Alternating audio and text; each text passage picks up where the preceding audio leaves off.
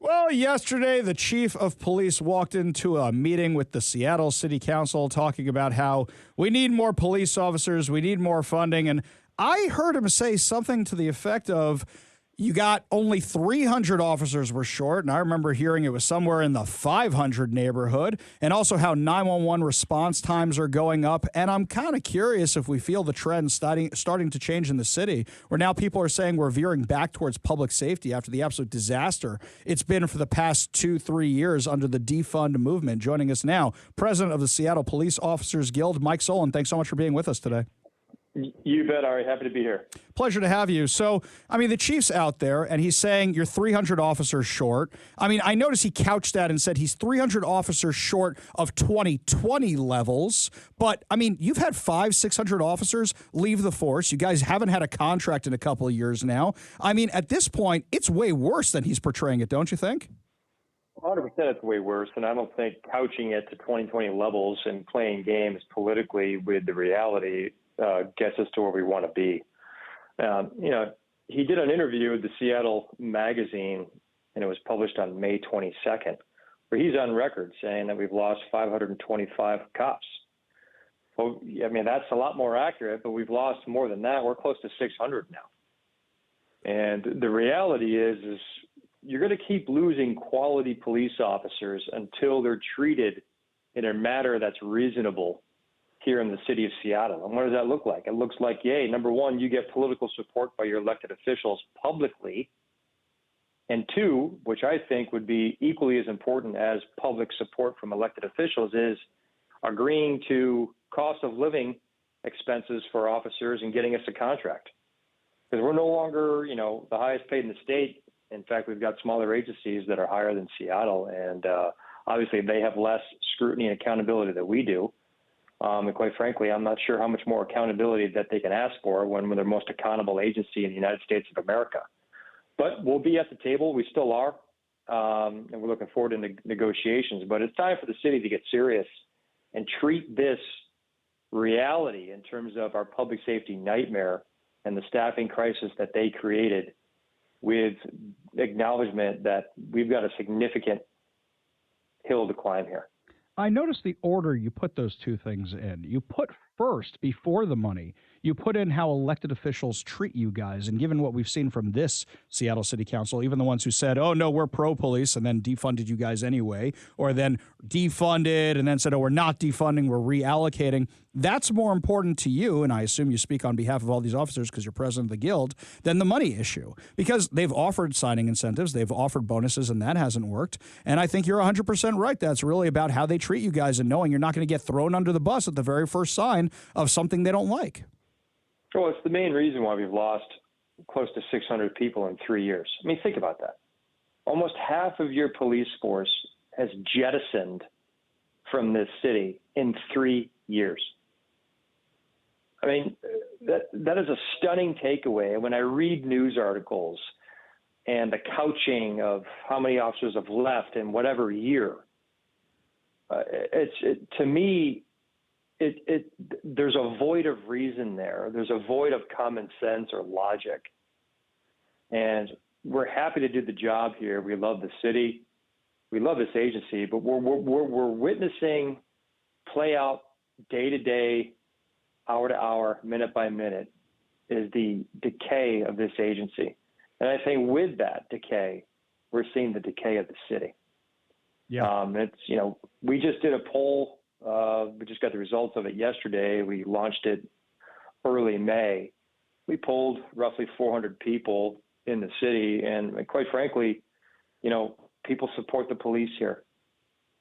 And many of the people don't know that we're working without a labor contract, and they support the adherence to getting us a labor contract. And then to our earlier point in the discussion, we want the elected officials' public support.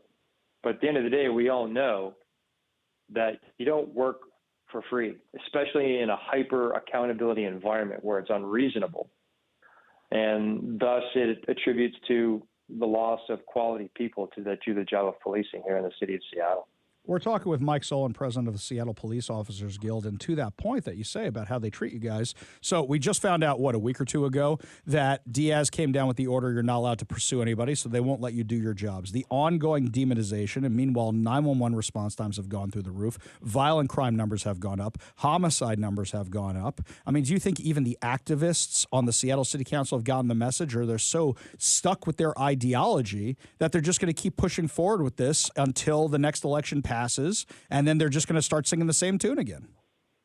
Well, I think the proof is in the pudding. You know, you've got 5 of the current council members not running for re-election. I mean, I think that's a significant tale. In fact, our poll shows an overwhelming lack of approval of the job performance of the city council as it pertains to public safety. I mean, the numbers are bad, and that's just common sense reality, right? Look around. Look at this agency now. Mm-hmm. And in terms of the people that I have to work with, I mean, we're still going to work with them to try to get a labor contract, right? I mean, I can't go scorched earth and then come to the table and say, hey, approve our contract. I mean, they're human beings. There's a sense of ego there, and you have to placate to them to a degree, but also not lose face holding them accountable. Does that make sense? So yeah. as they hold us accountable, we have to hold them accountable. And I would like to have the community hold them accountable and actually start publicly supporting us. And that's the overall goal here. But, you know, to the earlier point as well, the pursuit policy, I equate that we're playing a public safety game. And the pursuit policy, to a degree, was fixed at the state capitol. And they take it back to reasonable suspicion, which helps the average officer protect their communities. But if you look at the city of Seattle's police department, SPD, our current policy is more restrictive than the state law. Mm-hmm. We haven't got rid of the probable cause. We have to have probable cause in order to chase someone fleeing in a vehicle. And that's, you know, there's a reason why the legislature changed that, because it was so detrimental to public safety, giving the cops the inability to properly or effectively do their job across the state. Well, in the city of Seattle, that hasn't changed. And as it stands right now, you know, we still can't pursue people without having the effective equipment and or training to do it properly. It's a mind-blowing problem that impacts us day to day. Mike, just before we let you go, I get a lot of questions about the guys who were fired, the gals who were fired because of the vax mandate. And I think that when Bruce Harrell, Seattle Mayor Bruce Harrell, first came into office, he had an opportunity to say, okay, we're getting rid of this thing, and then we can hire all these people back. But what I've been telling people time and time again is, yeah, it sucks that they're not hiring back the ones who were terminated. They're hiring back the ones who transferred or the ones who resigned, but they're not hiring back the ones who were fired. How many of them are actually left? Because at this point, I don't think that's going to solve the staffing crisis.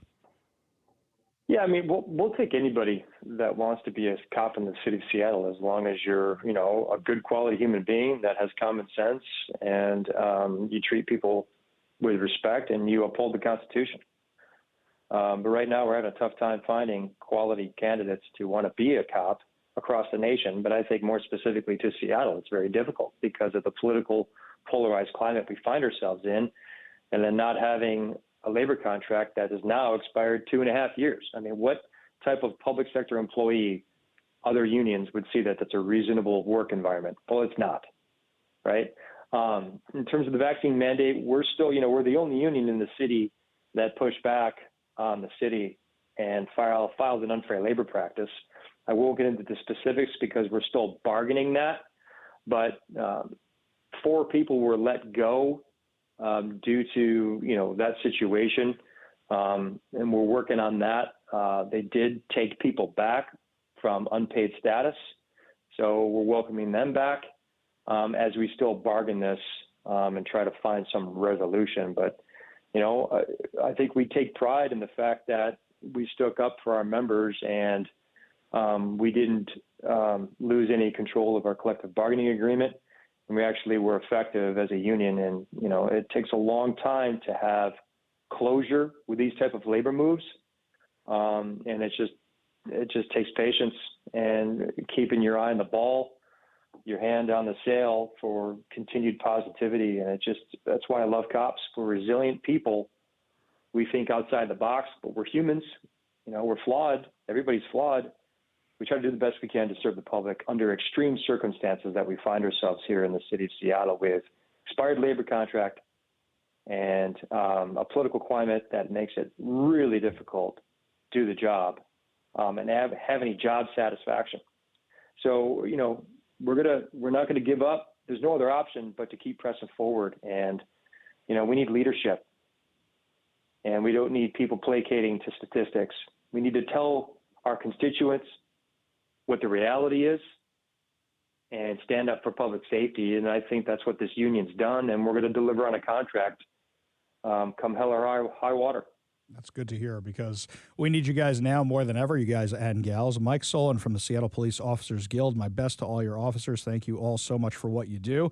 And thanks so much for joining us today. You're a good man, Ari. Thank you. Appreciate it. Thank you. We got a whole lot more to discuss as the show continues. You're listening to the Ari Hoffman Show on Talk Radio 570 KVI.